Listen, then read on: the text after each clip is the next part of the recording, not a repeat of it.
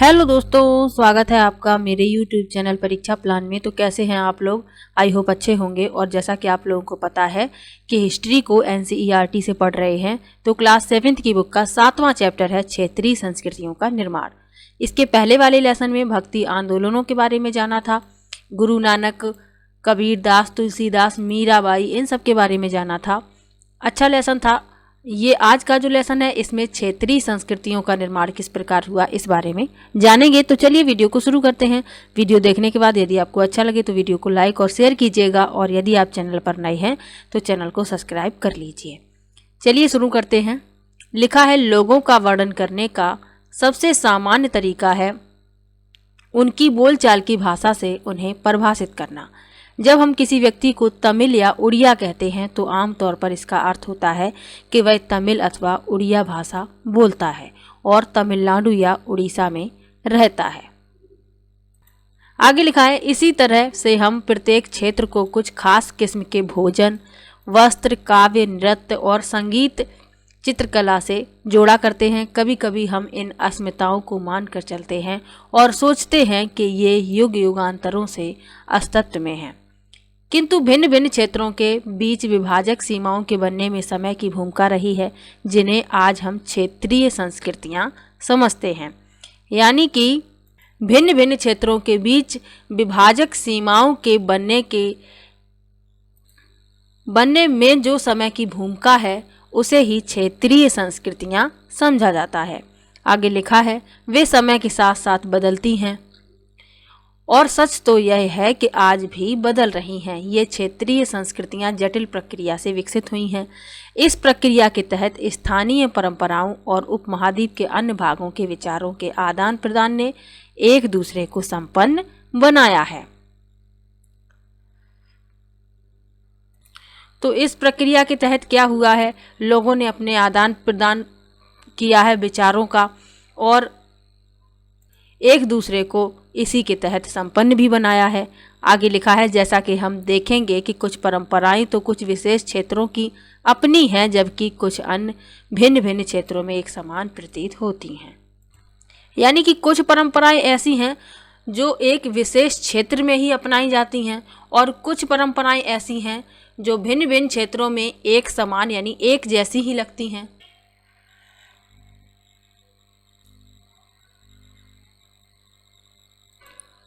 आगे लिखा है कि कुछ परंपराएं पुराने रीति रिवाजों से ही निकली हैं, परंतु अन्य क्षेत्रों में जब ये गईं तो इन्होंने नया रूप ले लिया। अब पढ़ेंगे चेर और मलयालम भाषा का विकास किस प्रकार से हुआ है इसके बारे में। लिखा है, आइए भाषा और क्षेत्र के बीच अंतर संबंध के एक उदाहरण से अपना विश्लेषण प्रारंभ करें। महोदयपुरम का चेर राज्य प्रायद्वीप के दक्षिणी पश्चिमी भाग में, जो आज के केरल राज्य का हिस्सा है, 9वीं शताब्दी में स्थापित किया गया। किस राज्य की बात हो रही है? महोदयपुरम की। आगे लिखा है, संभवतः मलयालम भाषा इस इलाके में बोली जाती थी। शासकों ने मलयालम भाषा एवं लिपि का प्रयोग अपने अभिलेखों में किया। वस्तुतः इस भाषा का प्रयोग उपमहाद्वीप के सरकारी अभिलेखों में किसी क्षेत्रीय भाषा के प्रयोग के सबसे पहले उदाहरणों में से एक है। तो क्षेत्रीय भाषा का प्रयोग सरकारी अभिलेखों में किया गया, तो वह कौन सी भाषा थी? मलयालम भाषा। इसी भाषा का प्रयोग सबसे पहले सरकारी अभिलेखों में क्षेत्रीय भाषा के रूप में किया गया। आगे लिखा है, यहाँ आप चित्र में देख सकते हैं मलयालम में रचित आरंभिक केरल का एक अभिलेख। ये जो भाषा लिखी हुई है ये मलयालम है। आगे लिखा है, साथ साथ चेर लोगों ने संस्कृत की परंपराओं से भी बहुत कुछ ग्रहण किया। केरल का मंदिर रंगमंच, जिसकी परंपरा इस युग तक खोजी जा सकती है, संस्कृत के महाकाव्यों पर आधारित है। मंदिर का नाम याद रखना है, रंगमंच, और इसकी जो परंपरा है इस युग तक भी खोजी जा सकती है और संस्कृत के महाकाव्यों पर आधारित है। आगे लिखा है, मलयालम भाषा की पहली साहित्यिक कृतियां, जो लगभग 12वीं शताब्दी की बताई जाती हैं, प्रत्यक्ष रूप से संस्कृत की ऋणी हैं। यह भी एक काफ़ी रोचक तथ्य है कि 14वीं शताब्दी का एक ग्रंथ लीला तिलकम, जो व्याकरण तथा काव्य शास्त्र विषयक है, मणि प्रवालम शैली में लिखा गया है। ये प्रश्न पूछा जा चुका है कि जो लीला तिलकम ग्रंथ है उसमें किसका वर्णन किया गया है, तो व्याकरण तथा काव्य शास्त्र का इसमें वर्णन किया गया है। ये बात याद रखना है। शैली क्या है, मणि प्रवालम। आगे लिखा है मणि प्रवालम का शाब्दिक अर्थ है हीरा और मूंगा, जो यहाँ दो भाषाओं संस्कृत तथा क्षेत्रीय भाषा के साथ साथ प्रयोग की ओर संकेत करता है। तो लीला तिलकम से प्रश्न पूछा जा चुका है, इसे याद रखिए या कहीं नोट कर लीजिए। आगे लिखा है शासक और धार्मिक परंपराएं जगन्नाथी संप्रदाय। अन्य क्षेत्रों में क्षेत्रीय संस्कृतियां क्षेत्रीय धार्मिक परंपराओं से विकसित हुई थीं। इस प्रक्रिया का सर्वोत्तम उदाहरण है पुरी उड़ीसा में जगन्नाथ का संप्रदाय। तो जो क्षेत्रीय संस्कृतियां थीं क्षेत्रीय धार्मिक परंपराओं से ही विकसित हुई थी, और इसका उदाहरण क्या है, पुरी उड़ीसा में जगन्नाथ का संप्रदाय। जगन्नाथ का शाब्दिक अर्थ क्या है, दुनिया का मालिक, जो विष्णु का पर्यायवाची है। तो जगन्नाथ का अर्थ है दुनिया का मालिक, और यह विष्णु का पर्यायवाची भी है। आगे लिखा है आज तक जगन्नाथ की काष्ठ प्रतिमा स्थानीय जनजाति लोगों द्वारा बनाई जाती है। यानी जगन्नाथ की जो प्रतिमा है वह काष्ठ यानी लकड़ी की बनाई जाती है।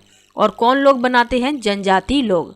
आगे लिखा है जिससे यह तात्पर्य निकलता है कि जगन्नाथ मूलतः एक स्थानीय देवता थे, जिन्हें आगे चलकर विष्णु का रूप मान लिया गया। तो जगन्नाथ जो थे एक स्थानीय देवता थे, लेकिन आगे चल के इन्हें विष्णु का रूप माना गया। आगे लिखा है 12वीं शताब्दी में गंग वंश के एक अत्यंत प्रतापी राजा अनंत वर्मन ने पुरी में पुरुषोत्तम जगन्नाथ के लिए एक मंदिर बनवाने का निश्चय किया। उसके बाद 1230 में राजा अनंग भीम तृतीय ने अपना राज्य पुरुषोत्तम जगन्नाथ को अर्पित कर दिया और स्वयं को जगन्नाथ का प्रतिनियुक्त घोषित किया। यहाँ लिखा हुआ है बालभद्र सुभद्रा जगन्नाथ की लघु मूर्तियाँ तालपत्र की पांडुलिपि उड़ीसा। ये आप तो 12वीं शताब्दी के जो राजा थे प्रतापी राजा गंग वंश के, तो इन्होंने क्या किया, राजा अनंत वर्मन ने पुरी में पुरुषोत्तम जगन्नाथ के लिए एक मंदिर बनवाने का निश्चय किया। उसके बाद अनंग भीम तृतीय ने क्या किया, अपना राज्य पुरुषोत्तम जगन्नाथ को अर्पित कर दिया। आगे लिखा है ज्यों ज्यों इस मंदिर को तीर्थ स्थल यानी तीर्थ यात्रा के केंद्र के रूप में महत्व प्राप्त होता गया, सामाजिक तथा राजनीतिक मामलों में भी इसकी सत्ता बढ़ती गई। जिन्होंने भी उड़ीसा को जीता, जैसे मुगल, मराठे, अंग्रेजी ईस्ट इंडिया कंपनी, सब ने इस मंदिर पर अपना नियंत्रण स्थापित करने का प्रयत्न किया। क्योंकि मंदिर की सत्ता जो है सामाजिक और राजनीतिक मामलों में बढ़ती चली गई थी, इसीलिए जिसने भी उड़ीसा को जीता तो उसने क्या किया, इस मंदिर पर अपना नियंत्रण स्थापित करने का प्रयत्न किया। आगे लिखा है वे सब यह महसूस करते थे कि मंदिर पर नियंत्रण प्राप्त करने से स्थानीय जनता में उनका शासन स्वीकार हो जाएगा। यानी वे मानते थे कि यदि इस मंदिर पर नियंत्रण कर लिया तो जो स्थानीय जनता है उनका शासन स्वीकार कर लेगी। इस मंदिर का चित्र आप लोग देख सकते हैं, ये जगन्नाथ मंदिर है पुरी में।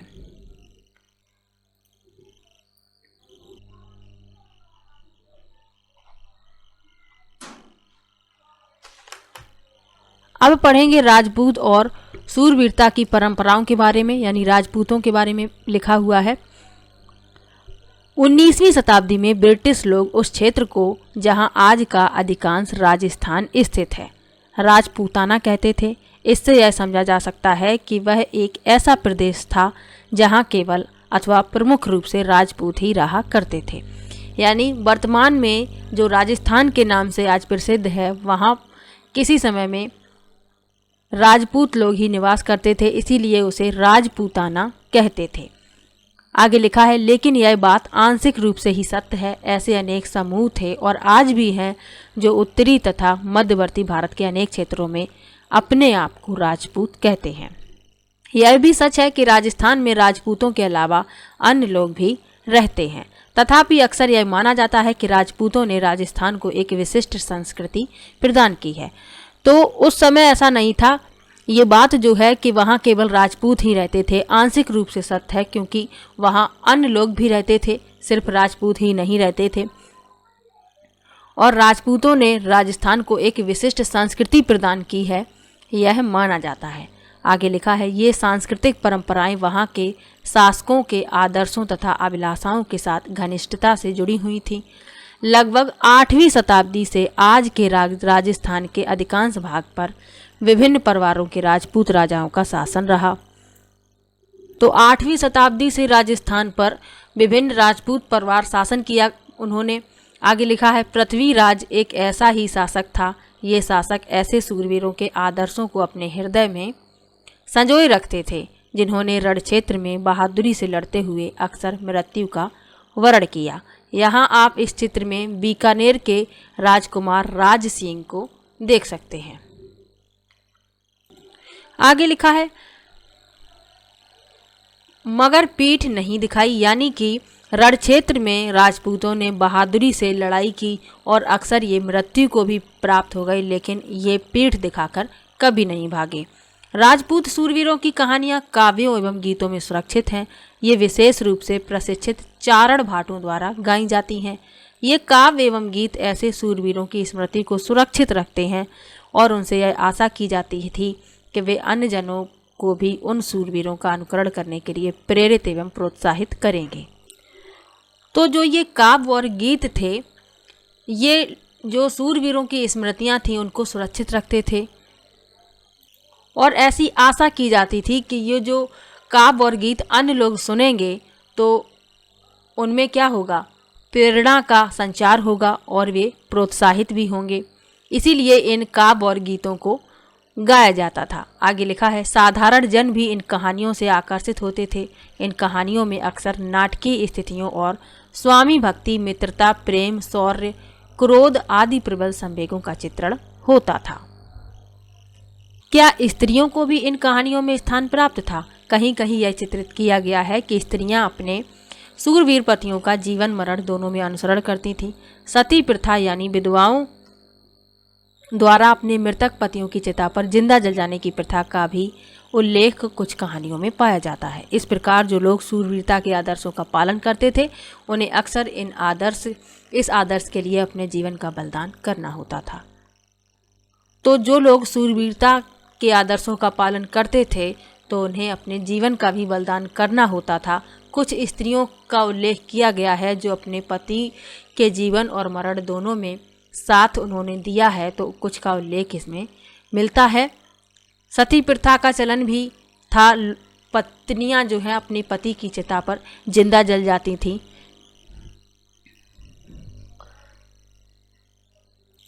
इस मैप में वह क्षेत्र दिखाए गए हैं जिनकी चर्चा इस अध्याय में की गई है। यहाँ लिखा हुआ है,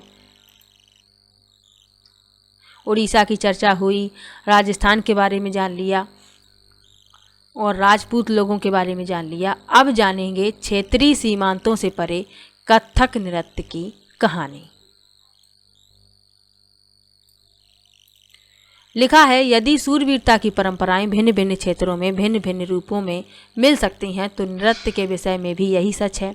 आइए नृत्य के एक रूप कथक के इतिहास को देखें। यह नृत्य शैली उत्तर भारत के अनेक भागों से जुड़ी हुई है। कथक शब्द कथा शब्द से निकला है जिसका प्रयोग संस्कृत तथा अन्य भाषाओं में कहानी के लिए किया जाता है। यानी कथक जो शब्द है कथा से निकला है और इसका प्रयोग कहानी के लिए किया जाता है। संस्कृत में भी इसका प्रयोग कहानी के लिए ही भी किया जाता है। आगे लिखा है, कथक मूल रूप से उत्तर भारत के मंदिरों में कथा यानी कहानी सुनाने वालों की एक जाति थी। ये कथाकार अपने हाव भाव तथा संगीत से अपने कथावाचन को अलंकृत किया करते थे। 15वीं तथा 16वीं शताब्दियों में भक्ति आंदोलन के प्रसार के साथ साथ कथक एक विशिष्ट नृत्य शैली का रूप धारण करने लगा। राधा कृष्ण के पौराणिक आख्यान लोक नाट्य के रूप में प्रस्तुत किए जाते थे जिन्हें रासलीला कहा जाता था। रासलीला में लोक नृत्य के साथ कथक कथाकार के मूल हाव भाव भी जुड़े होते थे। तो उत्तर भारत के मंदिरों में कहानी सुनाने वाले लोगों की एक जाति थी जो कहानी के साथ साथ कहानी यानी कथा ये लोग सुनाते थे। तो ये अपने हाव भाव तथा संगीत से अपने कथावाचन को अलंकृत करते थे। तो वहीं से ये जो इनकी नृत्य शैली थी तो उस नृत्य शैली ने आगे चलकर कथक का रूप धारण कर लिया। और राधा कृष्ण की जो पौराणिक कहानियाँ थीं उन्हें लोक नाट्य के रूप में प्रस्तुत किया जाता था, जिसे रासलीला कहते हैं। आज भी इन्हें रासलीला ही कहा जाता है। और रासलीला में लोक नृत्य के साथ कथक कथाकार के मूल हाव भाव भी जुड़े होते हैं। आगे लिखा है, मुगल बादशाहों और उनके अवजातों के शासनकाल में कथक नृत्य राज दरबार में प्रस्तुत किया जाता था, जहां इस नृत्य ने अपने वर्तमान अभिलक्षण अर्जित किए और वह एक विशिष्ट नृत्य शैली के रूप में विकसित हो गया।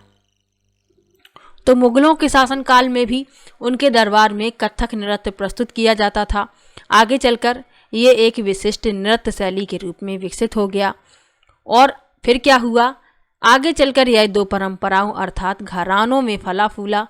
राजस्थान के दरबारों में और लखनऊ में अवध के अंतिम नवाब वाजिद अली शाह के संरक्षण में यह एक प्रमुख कला के रूप में उभरा। 1850 से 1875 के दौरान यह नृत्य शैली के रूप में इन दो क्षेत्रों में ही नहीं बल्कि आज के पंजाब, हरियाणा, जम्मू और कश्मीर, बिहार तथा मध्य प्रदेश के निकटवर्ती इलाकों में भी पक्के तौर पर संस्थापित हो गया। इसकी प्रस्तुति में क्लिष्ट तथा द्रुत पद संचालन, उत्तम वेशभूषा तथा कहानियों के प्रस्तुतिकरण एवं अभिनय पर जोर दिया जाने लगा। अनेक अन्य सांस्कृतिक गतिविधियों की तरह कथक को भी 19वीं तथा 20वीं शताब्दियों में अधिकांश ब्रिटिश प्रशासकों ने नापसंद किया। फिर भी यह जीवित बचा रहा और गणकाओं द्वारा पेश किया जाता रहा।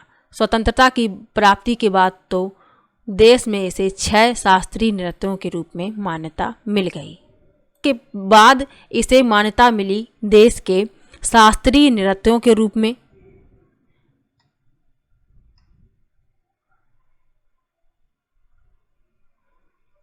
तो किस प्रकार इसकी शुरुआत हुई। कथा सुनाने वाले थे, ये अपने हाव भाव को प्रस्तुत करते थे, संगीत पर उन्हें अलंकृत करते थे और आगे चलकर इसी विशिष्ट शैली ने कथक का रूप धारण कर लिया था।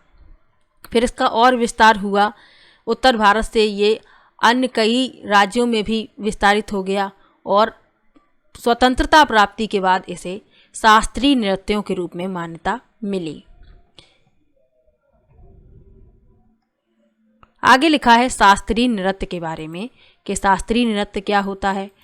किस कला रूप को शास्त्रीय माना जाए, इस प्रश्न का उत्तर देना अक्सर बहुत कठिन होता है। क्या हम उस रूप या शैली को शास्त्रीय कहते हैं जिसका विषय धार्मिक हो, अथवा क्या हम उसे शास्त्रीय इसलिए मानते हैं क्योंकि उसके लिए अत्यधिक कौशल की आवश्यकता होती है जो कई वर्षों के लंबे प्रशिक्षण से ही प्राप्त होता है, अथवा यह शास्त्रीय इसलिए है क्योंकि यह निर्धारित नियमों के अनुसार ही प्रदर्शित या प्रस्तुत किया जाता है और उसमें विभिन्नताओं को प्रोत्साहन नहीं दिया जाता। ऐसे प्रश्न हैं जिन पर हमें विचार करने की आवश्यकता है। यह भी स्मरणीय है कि बहुत से ऐसे नृत्य रूपों में जिन्हें लोक नृत्य की श्रेणी में रखा गया है वे विशिष्टताएं पाई जाती हैं जिन्हें शास्त्रीय रूपों का विशिष्ट लक्षण बताया जाता है।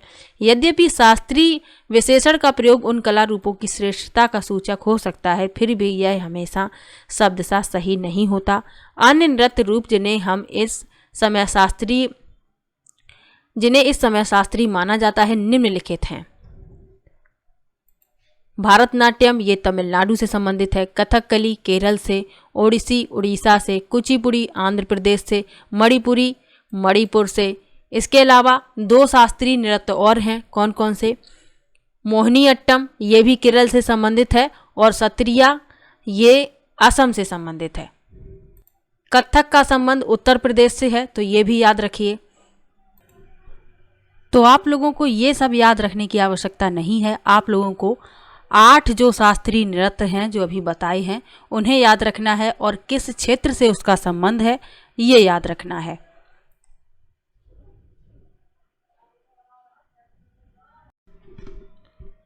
तो शास्त्रीय नृत्यों के बारे में जान लिया, कितने शास्त्रीय नृत्य हैं इनके बारे में भी जान लिया। अब पढ़ेंगे संरक्षकों के लिए चित्रकला लघु चित्रों की परंपरा।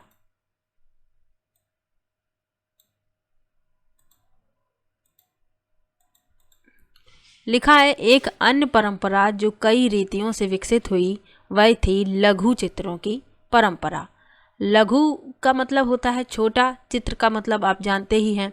तो आगे लिखा भी है लघु चित्र, जैसा कि नाम से ही पता चलता है छोटे आकार के चित्र, जिन्हें आमतौर पर जल रंगों से कपड़े या कागज पर चित्रित किया जाता है।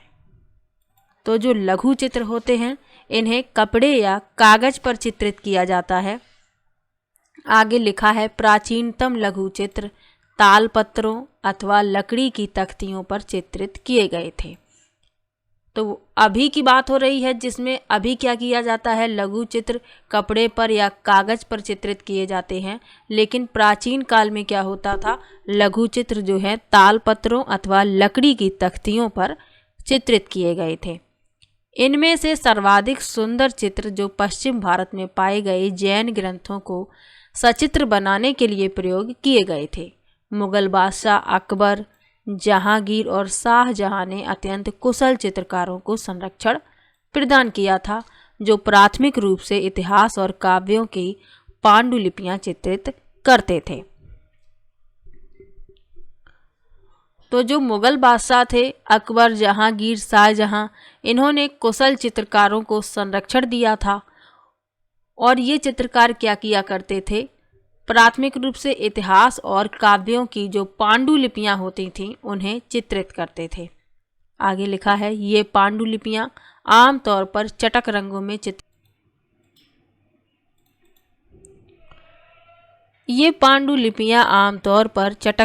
चित्रित की जाती थी और उनमें दरबार के दृश्य, लड़ाई तथा शिकार के दृश्य, सामाजिक जीवन के अन्य पहलू चित्रित किए जाते थे।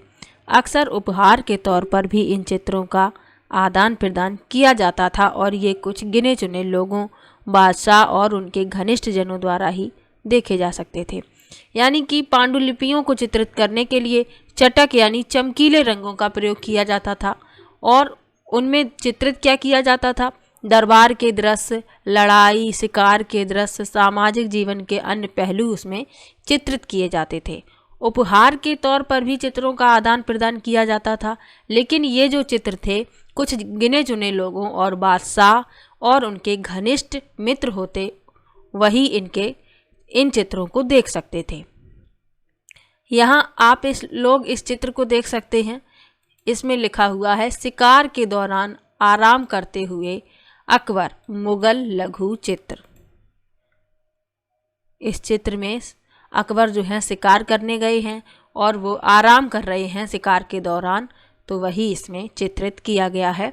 आगे लिखा है मुगल साम्राज्य के पतन के साथ अनेक चित्रकार मुगल दरबार छोड़कर नए उभरने वाले क्षेत्रीय राज्यों के दरबारों में चले गए।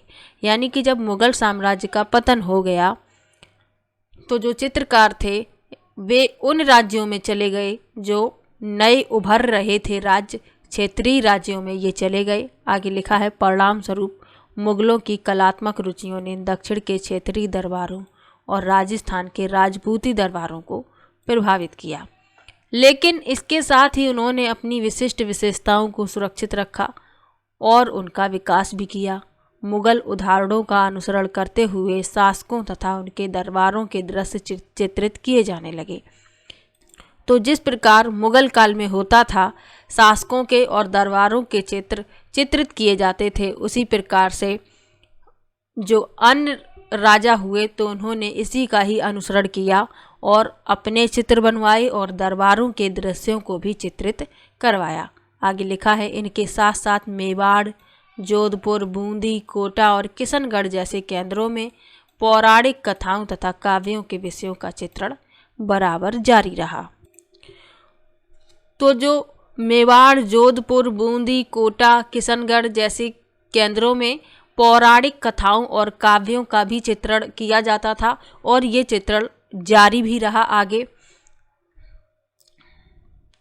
ऐसा ही एक अन्य क्षेत्र था आधुनिक हिमाचल प्रदेश के इर्द गिर्द हिमालय की तलहटी का इलाका। 17वीं शताब्दी के बाद वाले वर्षों में इस क्षेत्र में लघु चित्रकला की एक साहसपूर्ण एवं भावप्रवण शैली का विकास हो गया, जिसे बसोहली शैली कहा जाता है।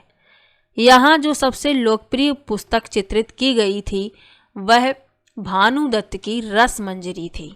ये पुस्तक का नाम आप लोगों को याद रखना है और ये भी याद रखना है कि ये पुस्तक किसने लिखी है। आगे लिखा है 1739 में नादिर शाह के आक्रमण और दिल्ली के विजय के परिणाम स्वरूप मुगल कलाकार मैदानी इलाकों की अनिश्चितताओं से बचने के लिए पहाड़ी क्षेत्रों की ओर पलायन कर गए। उन्हें वहां जाते ही आश्रयदाता तैयार मिले, जिसके फलस्वरूप चित्रकारी की कांगड़ा शैली विकसित हुई। तो जब नादिर शाह ने आक्रमण किया तो जो मुगल कलाकार थे ये मैदानी इलाकों को छोड़कर पहाड़ी क्षेत्रों की ओर चले आए, जहां उन्हें आश्रयदाता तैयार मिले और फिर क्या हुआ, कांगड़ा शैली विकसित हुई, चित्रकारी की कांगड़ा शैली। आगे लिखा है 18वीं शताब्दी के मध्य भाग तक कांगड़ा कलाकारों ने एक नई शैली विकसित कर ली, जिसने लघु चित्रकारी में एक नई जान डाल दी। उनकी प्रेरणा का स्रोत वहाँ की वैष्णव परंपराएं थीं। ठंडे नीले और हरे रंगों सहित कोमल रंगों का प्रयोग और विषयों का काव्यात्मक निरूपण कांगड़ा शैली की विशेषता थी। तो कांगड़ा शैली की विशेषता याद रखना है, ठंडे और नीले हरे रंगों का प्रयोग होता था, कोमल रंगों का भी प्रयोग होता था और विषयों का काव्यात्मक निरूपण किया जाता था। आगे लिखा है स्मरण रहे कि साधारण स्त्री पुरुष भी बर्तनों, दीवारों, कपड़ों, फर्श आदि पर अपनी कलाकृतियां चित्रित करते थे। कला के इन नमूनों में से कुछ ही बच पाते थे। इसके विपरीत लघु चित्र राजमहलों में सावधानी पूर्वक रखे जाते थे, जिससे वे सदियों तक सुरक्षित रहें। तो साधारण स्त्री पुरुष जो होते अपने घरों में दीवारों पर, कपड़ों पर, फर्श पर ये क्या करते, अपनी कलाकृतियों को चित्रित करते थे और कला के इन नमूनों में से कुछ ही बच पाते थे। इसके अलावा जो लघु चित्र होते वे राजमहलों में सावधानी पूर्वक रख लिए जाते थे ताकि इन्हें सदियों तक सुरक्षित रखा जा सके। यहाँ आप लोगों ने एक चित्र देखा होगा, ये चित्र आप देख लीजिए। यहाँ पे क्या है लिखा है, कृष्ण राधा और उसकी सखियां, पहाड़ी लघु चित्र कांगड़ा। आप देख सकते हैं ये कांगड़ा शैली में चित्रित किया गया है।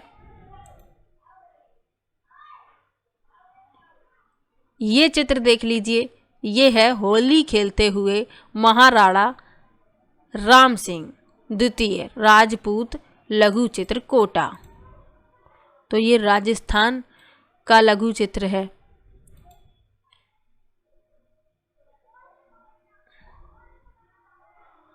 अब पढ़ेंगे बंगाल नज़दीक से एक नज़र। बंगाल के बारे में बताया गया है।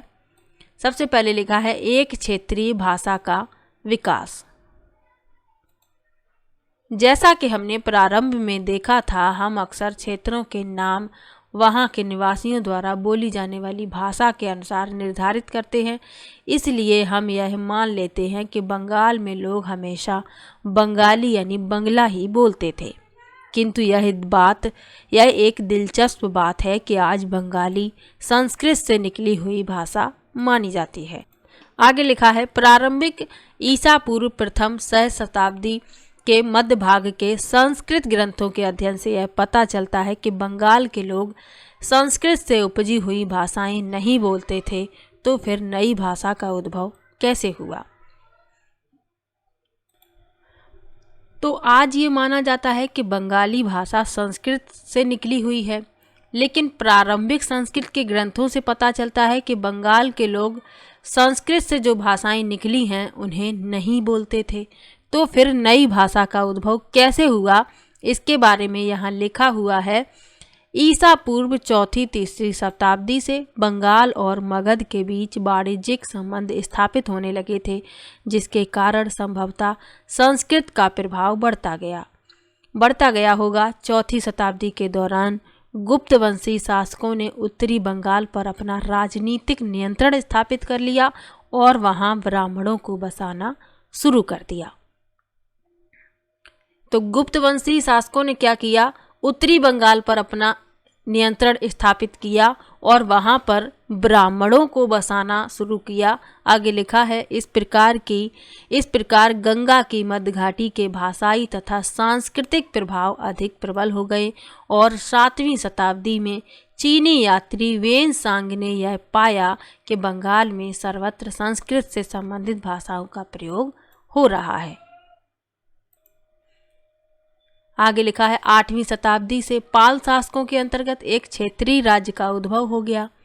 14वीं से 16वीं शताब्दियों के बीच बंगाल पर सुल्तानों का शासन रहा, जो दिल्ली में स्थित शासकों से स्वतंत्र थे।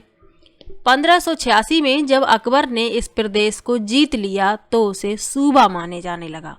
यानी कि जब 1586 में अकबर ने बंगाल को जीत लिया तो इसे सूबा माना जाने लगा। उस समय प्रशासन की भाषा तो फारसी थी, लेकिन बंगाली एक क्षेत्रीय भाषा के रूप में विकसित हो रही थी। यानी जो वहाँ के लोग थे वो बंगाली भाषा का ही प्रयोग करते थे, लेकिन प्रशासन की भाषा फारसी थी, क्योंकि अकबर ने उस क्षेत्र को जीत लिया था। आगे लिखा है, वस्तुतः 15वीं शताब्दी तक आते आते उपभाषाओं तथा बोलियों का बंगाली समूह एक सामान्य साहित्यिक भाषा के द्वारा एकबद्ध हो गया। यह साहित्यिक भाषा उस क्षेत्र के पश्चिमी भाग की बोलचाल की भाषा थी, जिसे अब पश्चिमी बंगाल कहा जाता है। तो जो उपभाषाएं थीं और बोलियां थीं, उनका एक साहित्यिक समूह बन गया, यानी बोलियों का बंगाली समूह, जिसे साहित्यिक भाषा के रूप में एकबद्ध किया गया। और यह साहित्यिक भाषा उस क्षेत्र के पश्चिमी भाग की बोलचाल की भाषा बन गई, जिसे अब पश्चिमी बंगाल कहा जाता है। आगे लिखा है, यद्यपि बंगाली का उद्भव संस्कृत से ही हुआ, पर यह अपने क्रम विकास की अनेक अवस्थाओं से गुजरी। इसके अलावा गैर संस्कृत शब्दों का एक विशाल शब्द भंडार, जो जनजातीय भाषाओं, फारसी और यूरोपीय भाषाओं सहित अनेक स्रोतों से इसे प्राप्त हुआ, आधुनिक बंगाली का एक हिस्सा बन गया। तो इस भाषा में गैर संस्कृत शब्द भी हैं। जनजातीय भाषाओं, फारसी, यूरोपीय भाषाओं के सहित अनेक स्रोतों से इसे अनेक शब्द भी प्राप्त हुए हैं, और यह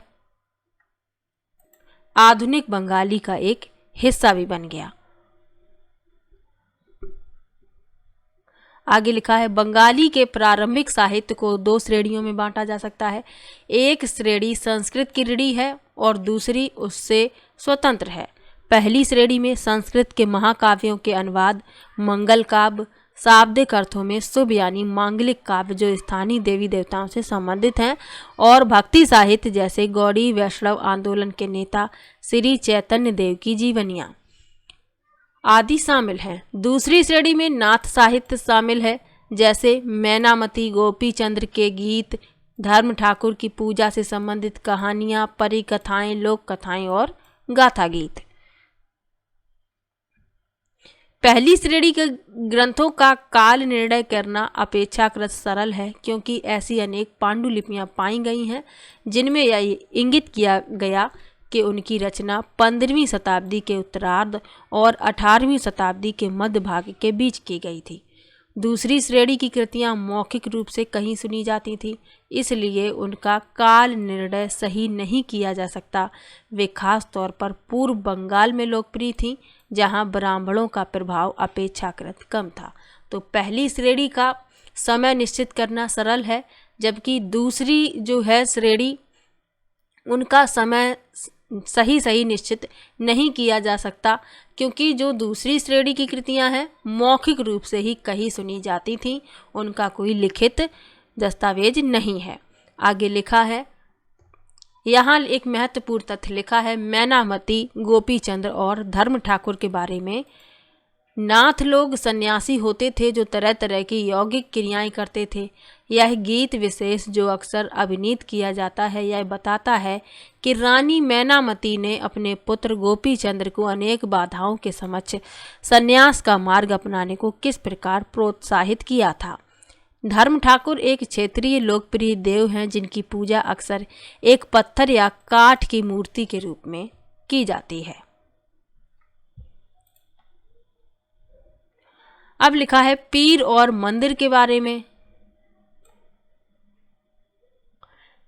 तो पीर का क्या अर्थ है? पीर फारसी भाषा का शब्द है जिसका अर्थ है आध्यात्मिक मार्गदर्शक, यानी अध्यात्म का जो मार्ग दिखाए वह कहलाता है पीर। तो लिखा है 16वीं शताब्दी से लोगों ने बड़ी संख्या में पश्चिम बंगाल के कम उपजाऊ क्षेत्रों को छोड़कर पूर्वी बंगाल के जंगली तथा दलदली इलाकों में प्रवेश करना शुरू कर दिया। क्योंकि पश्चिम बंगाल में अनुपजाऊ क्षेत्र थे तो उनको लोगों ने छोड़ दिया और पूर्वी बंगाल के जंगली और दलदली इलाके थे वहाँ पर रहना शुरू किया। ज्यों-ज्यों वे पूर्व की ओर बढ़ते गए वे जंगलों को साफ करके भूमि में धान की खेती करने लगे। सने सने स्थानीय मछुआ तथा स्थानांतरी खेती करने वाले लोग जो अक्सर जनजाति थे किसानों के नए समुदायों में मिल गए। यानी धीरे धीरे लोगों ने क्या किया, जंगलों को साफ किया और उस भूमि पर धान की खेती की। इसके अलावा जो मछुआरे थे और स्थानांतरी खेती करने वाले लोग थे जो अक्सर जनजाति श्रेणी में आते थे लेकिन वे किसानों के नए समुदाय में मिल गए थे। आगे लिखा है इन्हीं दिनों बंगाल पर मुगलों का नियंत्रण स्थापित हो गया था जिन्होंने पूर्वी डेल्टा प्रदेश के केंद्रीय भाग में स्थित ढाका नगर में अपनी राजधानी स्थापित की। अधिकारी और कर्मचारी लोग भूमि प्राप्त करके अक्सर उस पर मस्जिदें बना लेते थे जो इन इलाकों के धार्मिक रूपांतरण के केंद्रों के रूप में काम आती थी। प्रारंभ में बाहर से आकर यहाँ बसने वाले लोग इन अस्थिर परिस्थितियों में रहने के लिए कुछ व्यवस्था तथा आश्वासन चाहते थे। ये सुख सुविधाएं तथा आश्वासन उन्हें समुदाय के नेताओं ने प्रदान की। ये नेता शिक्षकों और निर्णायकों की भूमिकाएं भी अदा करते थे।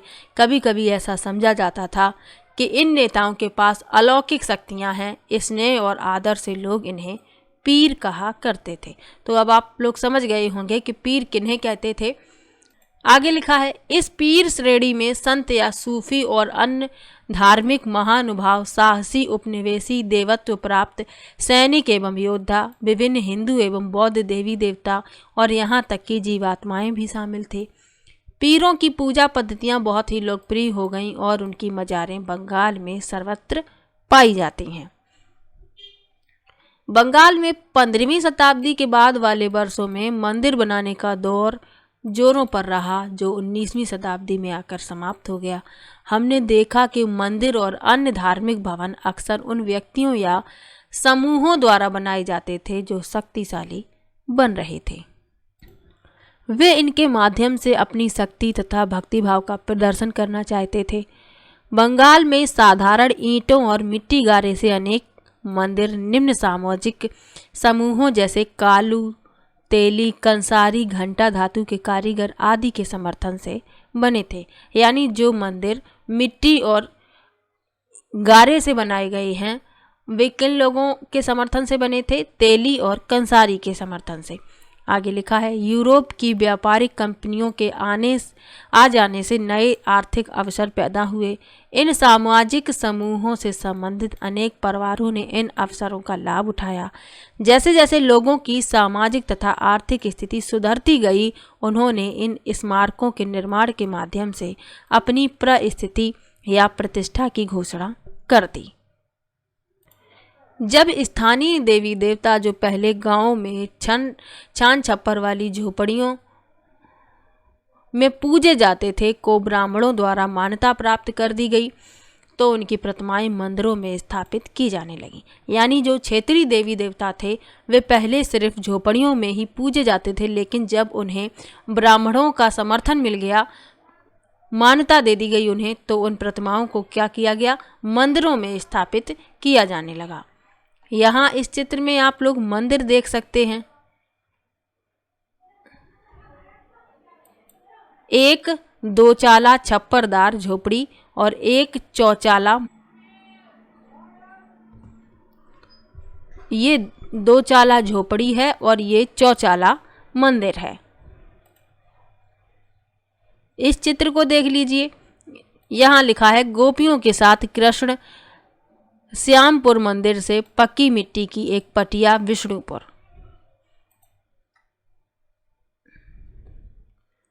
आगे लिखा है, इन मंदिरों की शक्ल या आकृति बंगाल की छप्परदार झोपड़ियों की तरह दो चाला यानी दो छतों वाली या चौचाला यानी चार छतों वाली होती थी।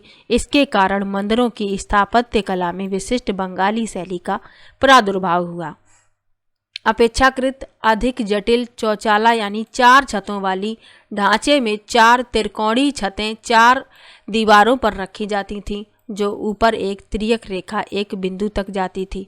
मंदिर आमतौर पर एक वर्गाकार चबूतरे पर बनाए जाते थे। उनके भीतरी भाग में कोई सजावट नहीं होती थी, लेकिन अनेक मंदिरों की बाहरी दीवारें चित्रकारियों, सजावटी टाइलों अथवा मिट्टी की पट्टियों से सजी होती थीं। कुछ मंदिरों में, विशेष रूप से पश्चिम बंगाल के बांकुरा जिले में विष्णुपुर के मंदिरों में ऐसी सजावटें अत्यंत उत्कृष्ट कोटि तक पहुंच चुकी थीं।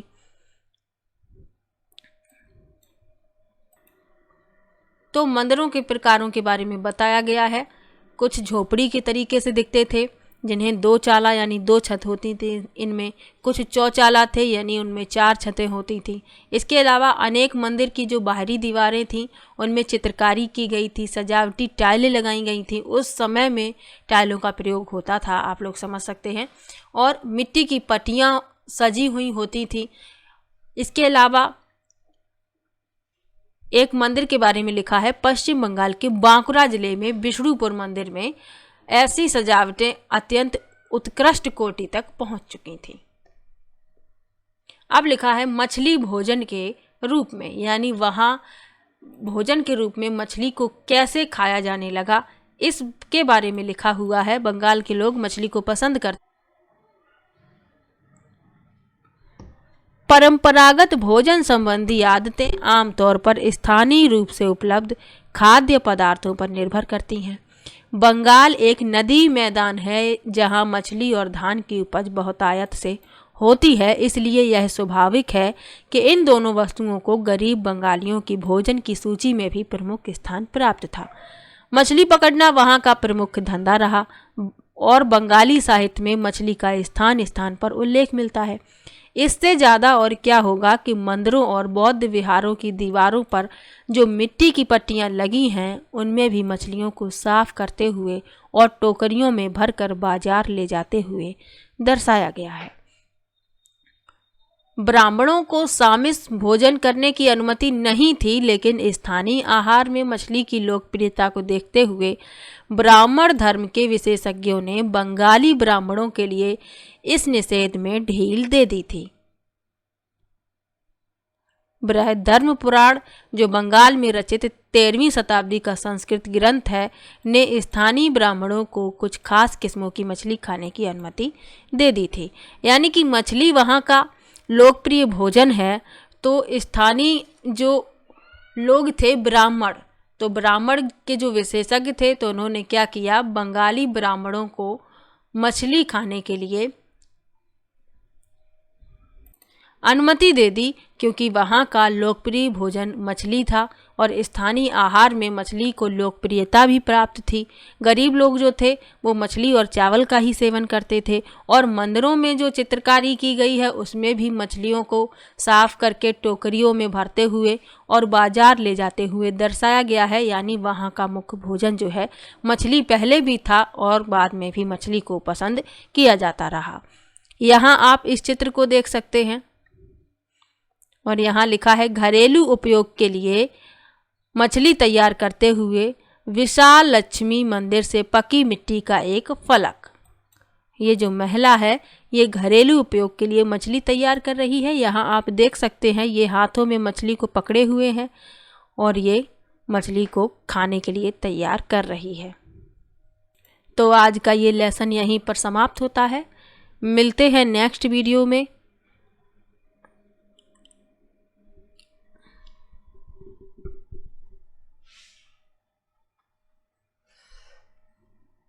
तो वीडियो कैसा लगा कमेंट बॉक्स में ज़रूर बताइएगा। वीडियो को लाइक कीजिए, शेयर कीजिए और चैनल को सब्सक्राइब कर लीजिए। मिलते हैं नेक्स्ट वीडियो में, तब तक के लिए बाय बाय।